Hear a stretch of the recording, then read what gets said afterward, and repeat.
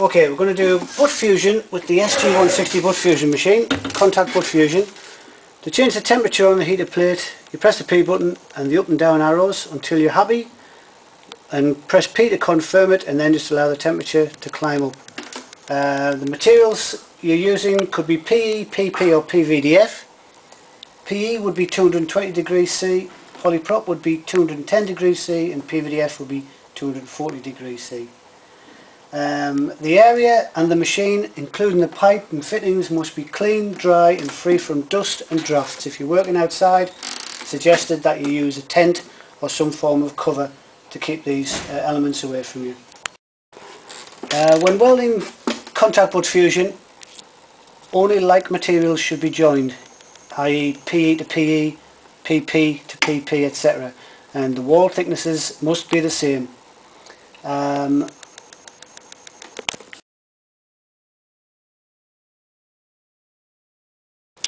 Contact butt fusion is a combination of three critical things: pressure, temperature and time. These three things are split into 4 sections during the welding process. The first one being the bead up, which allows the material to come against the heater, start to form a bead, and it makes sure that all the heat is going right the way through the whole surface area of the material. The pressure is then dropped off and we go into the heat soak section, where the heat soak is at 0.01 newtons per millimetre squared, and this is allowed to heat soak through until we come to the changeover time. This is where the pressure is taken off, the heater is taken out, and then the materials are introduced together under the same pressure as they were in the initial bead up. It's then allowed to cool under pressure for a set amount of minutes.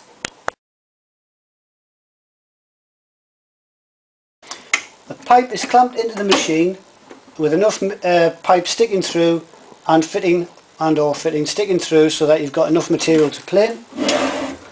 Introduce the planer into the middle.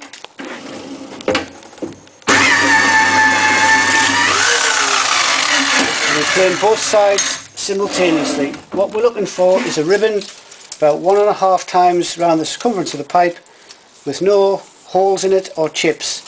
The inside of the pipe should be clean of swarf or chips, and once this has been planed, we shouldn't touch the face of the pipe. It's now ready to weld. We've got nice virgin polymer.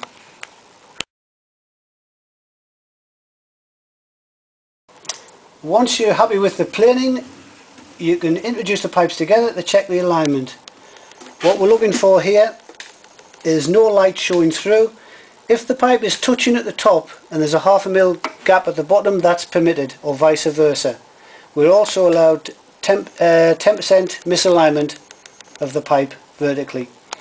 On this particular machine, the only adjustment is to slacken or tighten the clamps to adjust for this.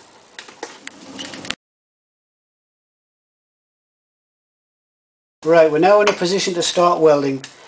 This particular pipe is 110 mil SDR11 P100, so the joining pressure is 48 kilopawns.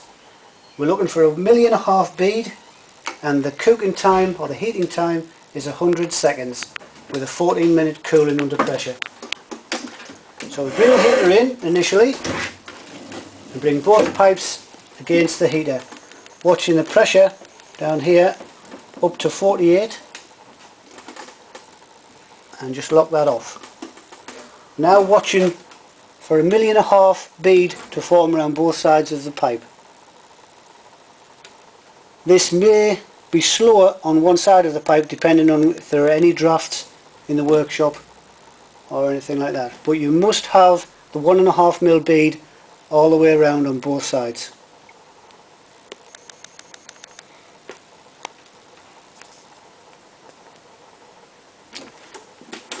Once this bead is achieved,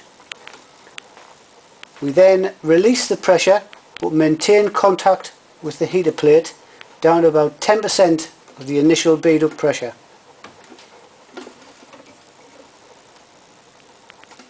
At that point we start the clock. I'll start now then. Okay, we've got 5 seconds to go. We've released the stop. Take out the heater and introduce the pipes back together up to 48 kilopons, which was the initial bead up pressure. For the first 30 seconds or so you may have to adjust the pressure as the material is displaced.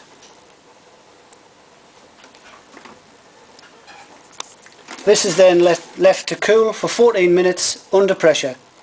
When the weld's finished, it's important to release the pressure off before you take the pipes out of the clamp, otherwise there may be an accident.